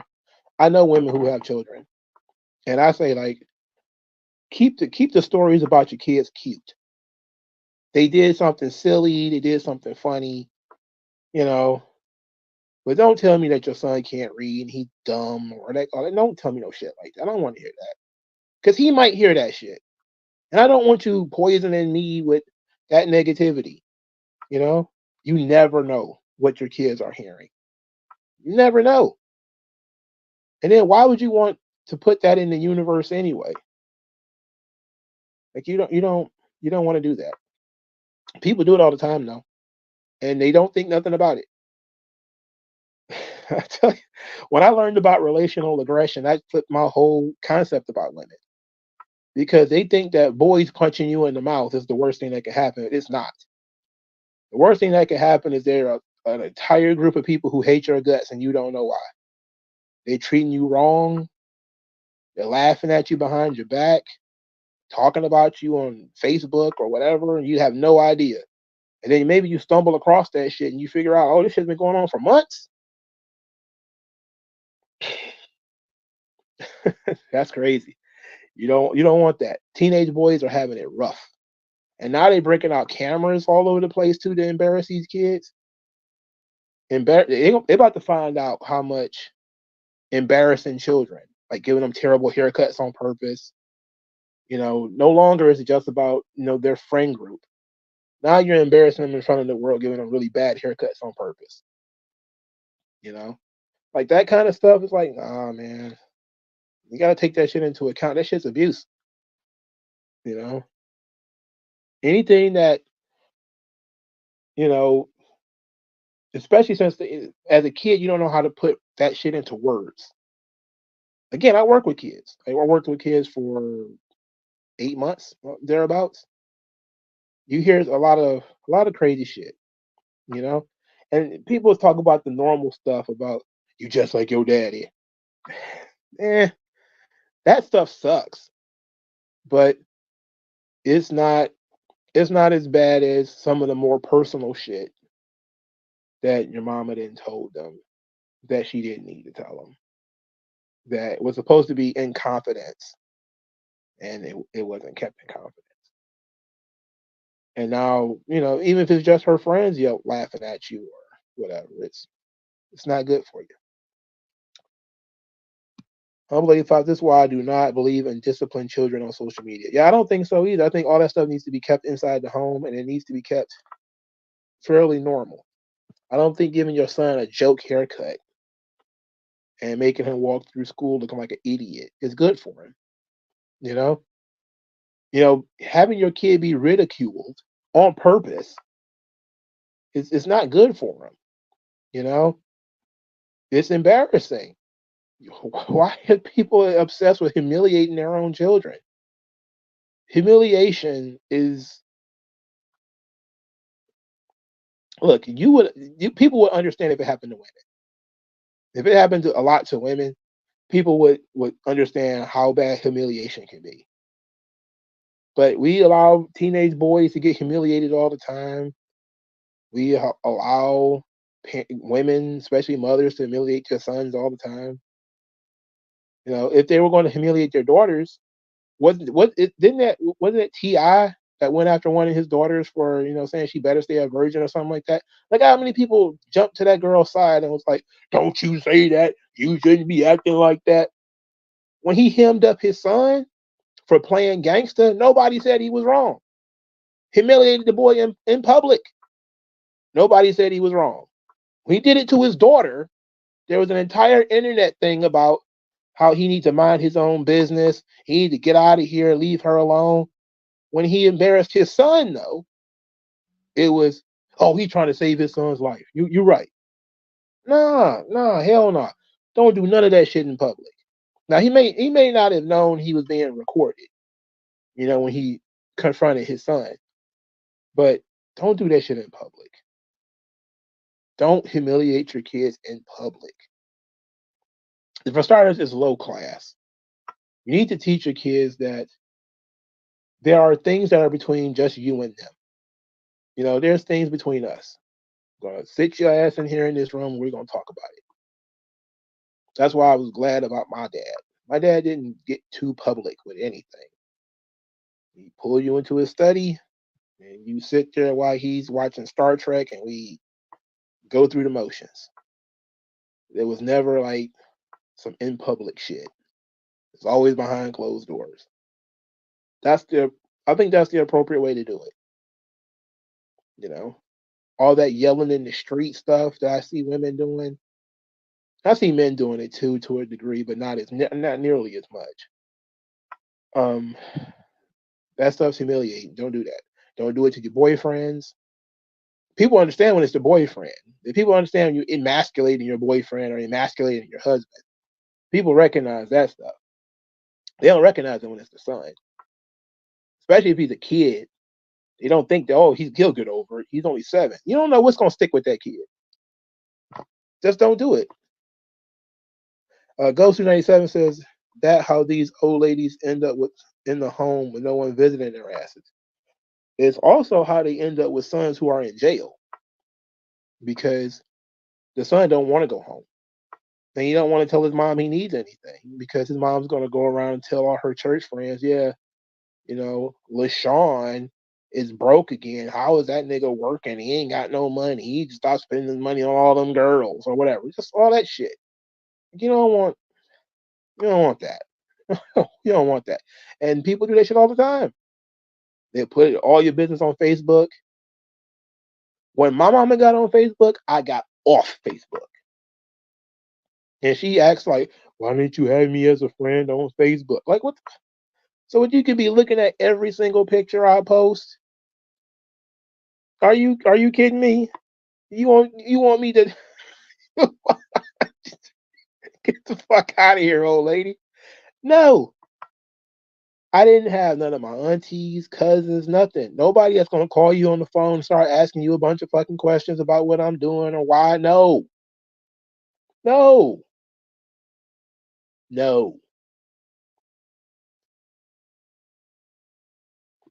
I do think that children should have a level of privacy, especially as they get older. They should get more privacy. But there needs to be a compact between parents and children that there are things that you could tell your parents that they're not going to tell anybody else unless it's actually going to hurt them. You know, like if your child wants to hurt themselves, you should definitely tell a doctor. Definitely. If your son says, "Oh, I want to cut my own wrist" or something like that, you should definitely tell somebody. But if your son is having problems, talking to girls, or if he's having problem making friends or something like that, that's where you try to help him, and you don't tell anybody that he's having all these social anxiety issues, and it's not helping him unless the person is going to help actually step in and help, you know, which sometimes they will, but most of the time you just don't be gossiping on the phone about it, you know. If something crazy, especially if something happened to him in the street, like that was some of the worst shit, you know, like your son got beat up or jumped, and now you don't keep it in the house. You calling people on the phone like, "Oh yeah, Ron and got jumped out here in these streets. He got his face all lumped up. Look at him." Taking pictures of him and shit. Why would you do that? Why would you do that? Like that doesn't make sense. And people do it. Do it all the time, embarrassing their kids like that. Don't do that shit. You know. Don't humiliate your children. It's bad for their psyche. Very bad. WG Phil says it's strange the pro-abortionists classify specks on Mars as living, but a living baby is a parasite. I have more respect if they admit abortion is killing a child. That's what I'm saying. Just tell me that's what you want to do. At least I can say I don't want you to do that, but I mean, still I can't stop you. You know, just stop lying about what you're doing. I want people to admit what they're doing, and then it'll be okay. Yeah, I got the fuck off Facebook. My mama got on Facebook. I was like, nah, I'm good. I'm not doing it. Nope. Cause look, I still got friends on Facebook, and she be asking me all his business. Oh, you seen such and such posted picture? I'm like, no, I'm not on Facebook. No, no, I don't know who that girl is. He's posting on pictures on Facebook. I don't know who she is. No, I don't know. Like that. That's I can't. No, I know my mama, man. No, no. I told my friend, like I told you, like me and Search are like brothers. My mom is on Facebook. His mom is on Facebook. My mom is on his Facebook. It's like, bro, she, she watching. She asking me 100 questions, nigga. I'm not answering none of them because I don't know. I don't look at Facebook. I don't even look at it. I don't even look at it. So I can't tell you. But I always like once I realized the amount of gossiping, especially older women do, you got to keep that information very, very limited. Keep that information very limited. Otherwise, your shit is everywhere in the street. It's not good. All right. Thanks everybody for stopping by. I appreciate it. I'll talk to you guys later.